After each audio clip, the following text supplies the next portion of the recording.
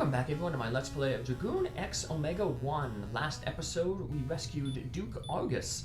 He is basically the only good person in Lord Vin's government, and he also led Lord Vin's army in an unsuccessful campaign against the forces of the Neverborn. We were told that basically those entire forces and Duke Argus were eliminated, but it turns out that Duke Argus actually survived, and he was found by someone who brought him to the clinic in Phuun. Despite the clinic's best efforts, though, they couldn't really heal him, but thankfully Nika has her psychic powers and was able to cast the aura spell on him, heal him up, and return him back to the keep. So the Duke is going to prove a valuable ally for us, being the only good person in Lord Vin's government, and he's already shown us some help by providing us with the locator cube. The locator cube is needed to find the nuke tech badge that allows us access to the nuclear power plant where we can make a nuclear bomb. We got the first of the two items needed to make the nuclear bomb, the titanium cylinder in the basement of the keep last episode. Now we're basically going to take this episode to do the mini quest needed to get the second piece, the uranium core. This quest basically mimics the quest to get the silver harp and the graven Garanham, but instead of turning into a wizard for the staff for the staff of rain, we are going into the mines where X1's master was buried. Find a piece of X1's master, return it to him, and then for doing that, he'll give us the uranium core. So we couldn't get into this mine earlier and do this mini quest because it was locked off because the people said the mine is inhabited with monsters. But we finally got card keys in Phuun that allow us to open locked doors. So now we can finally head into here. Now we were told that the mine was sealed because there's a lot of monsters in there, and so that should tell us to proceed with caution. But luckily we got a bunch of new equipment in Phuun. We got the wave rifle to increase our attack power, and then we got the bioskin armor. And it wasn't any stronger than the red armor that we had, but it has the bonus of recovering hit points every 3 steps, so 1 hit point per 3 steps. So that'll help us get us through this longer dungeon. So it's 4 floors. The 4th floor, though, is just kind of a straight shot. It's a looping path that you can't really get lost in. And the main thing comes from the first 3 floors, and unlike the city rooms that were copy-paste of the mountain cave from the base game, the layout of the mines here is not the same as the graven Garanham in the base game. So probably showing off the entire structure, the entire maze, mainly when I'm leaving the area, because I'll be casting the luminous spell and we're able to see a little bit more. I'm just saving my MP for the trek down. So the enemies on the first 2 floors ain't too difficult. It's just that when we get to the 3rd and 4th floor, that enemies can kind of start being a problem for us. So the base of the first floor is basically a square. We start in the southeast corner. We want to make our way up to the north east corner to get some gold. Then we make our way down to the southwest corner and basically go all the way up the western edge to the top to the north. We get to a passage, and that takes us to a dead-end treasure chest. I'm just getting that just to show it off. I already got it. And then when we get back to the northwest corner, there's another passageway to the right. And we take that passageway. Now it takes us to the middle of the square, where a staircase will take us down to the 2nd floor. Like I said, it'll be much easier to see when I cast the luminous spell. But now when we get to this floor, the staircase we can go to the right there instantly. That basically leads to a dead end.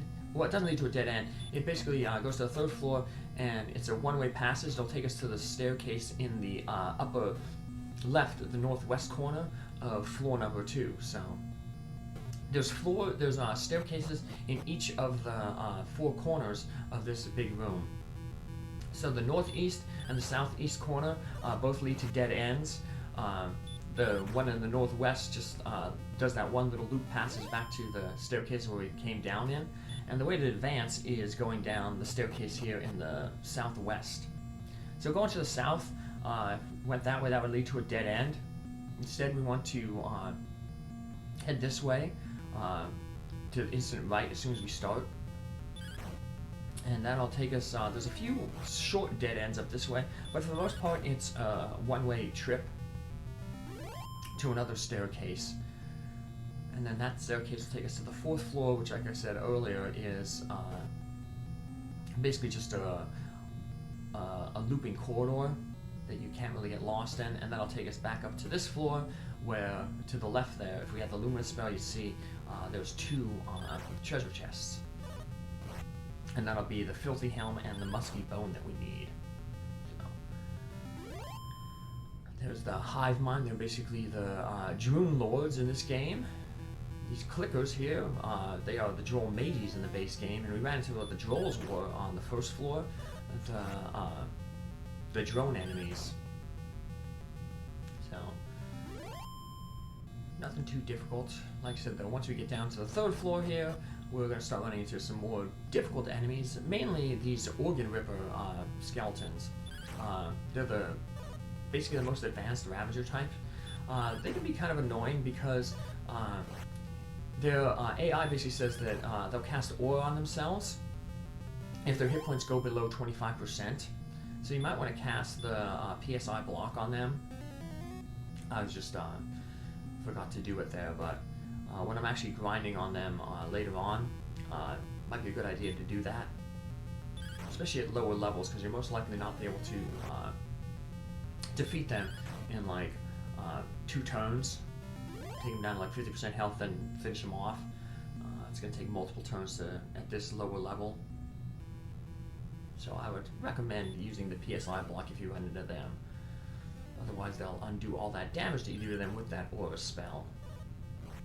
Eventually, you'll be able to out-damage them because the aura spell doesn't heal too much.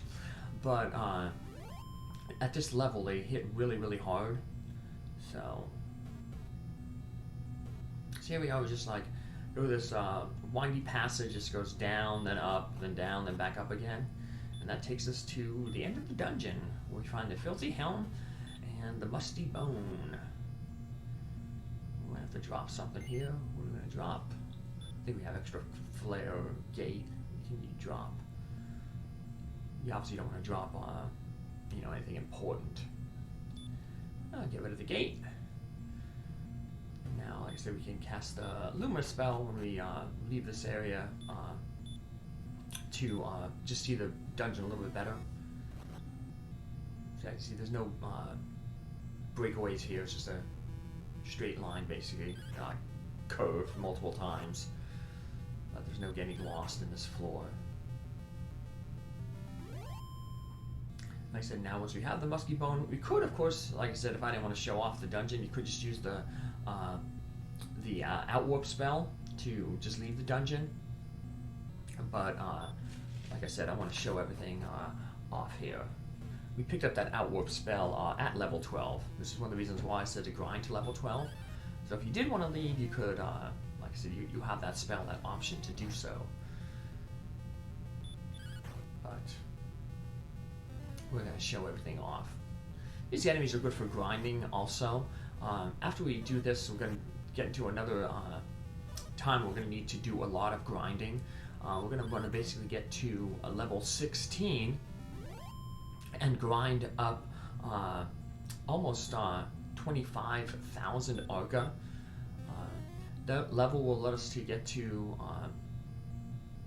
the next town, and it'll get us enough money to buy the second best rifle in the game and the best shield in the game. So here's the stairway up to the second floor. I said this is the way to the south. There's just a dead end. I was going to take it anyway, just to, like I said, because I'll be doing some grinding anyway. Now, 2 good places to grind. You might want to start grinding south of the Nika resort, but you can actually go down into the snow area. You can start fighting these spindler enemies there. There'll be the updated, the weaker version of the organ rippers, the cyborgs there. Also run into this game's equivalent of wyverns, so you can fight them for some good experience. Once you get to about level 14, you'll be strong enough to take on the next group of monsters. And they're basically located to the southeast of Tours here. So you basically go to Nika Resort, fight monsters there, heal up at the Nika Resort whenever you get low in health, get to level 14, then you can come back here and start fighting the enemies to the southeast of Tours. And then once you get to level, when you need to heal, you can head to the Tours to heal up. So around level 14, the enemies to the southeast of here are going to be more of the... we'll also have some of the Spindlers again. We'll have the Cyborgs, which are the downgraded Organ Rippers. We'll have the Wyverns, but we'll also have a few new type enemies like the base game's equivalent of the Shadow Knights and the Knights. Basically to the southeast of Tours here is basically like the desert area where Hawksness was in the base game. So we'll be fighting enemies of that stature. Here's the other northeast corner, just like the southeast corner, leads to a dead end. Now we head back up. We'll just head up, like I said, to the... we'll head out and I'll show the first floor off a little bit better. Yes, the Organ Rippers, they can... a little bit of a problem here.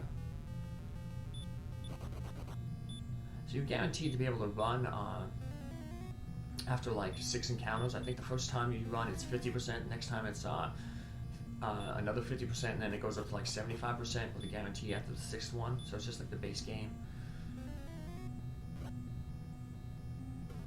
So let's get out of here. Just showing off this area to the north here. And then we're going to head up that staircase. We'll get to see a little bit of a better view of the first floor. So like I said, we're in the middle of the first floor. We just make our way to the northwest. To the south, there's some gold that we got earlier. And then once you get to the northwest, you just head straight down, and that'll basically take you to the exit. Like I said, on the first and second floor, we kind of got easy enemies, so if you made it this far, you should be good enough to escape the mine. And then, of course, delivering the musky bone, that'll be no problem at all, because we're just going to have those weak overwalled enemies. And one last Ravager to take care of. Finish him off and get that final piece that we need to make the nuclear bomb. It'll be a while, of course, until we make that nuclear bomb. You could, of course, chance things and make it now, but you're going to have to level grind anyway to basically be strong enough to survive the final dungeon in the game. So there's no point really like hurrying, so I tried to break up the grinding sessions between like major quest events to keep it from being too boring. But grinding though in this game isn't too bad, mainly because it's such a simple game. You always know that Nika's gonna go first before the enemies. Enemies have simplistic patterns. If they cast spells, it's based on like an AI. It's pretty easy to understand. It's a little harder to grind in Dragoon X Omega I, the sequel. That's based on Final Fantasy. It's a direct sequel to this, though. So the system there, the battle system, is a little more complex. You're not guaranteed to go first. You're fighting groups of enemies instead of just one enemy. So it's a little harder. Yeah, after grinding that game, grinding this game is easy. It's one of the appeal, I think, of the first Dragon Quest game. It's just a game you just, simplistic. It's fun and easy. It's just a way to waste time without easy distraction. Put on a movie, you can watch it while you're just grinding, because you don't really need to pay attention to what's going on the screen. for the most part. So we got the musty bone here. Now we can talk with this guy. A piece of our master, thank you. Take this and thanks. And he disappears, giving us access to the uranium core.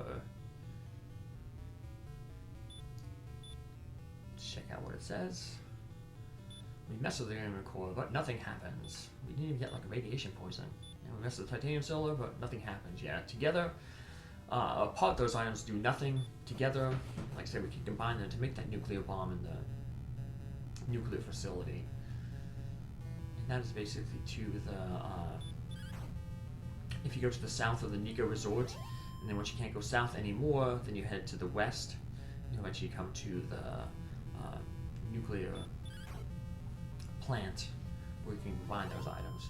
Like I said, we'll need the nuke tech badge though to get in. The locator cube that Duke Argus gave us will allow us to find that if you don't know where it's at. But that'll be for much later. For now, like I said, the goal is to get to level 16, raise the necessary funds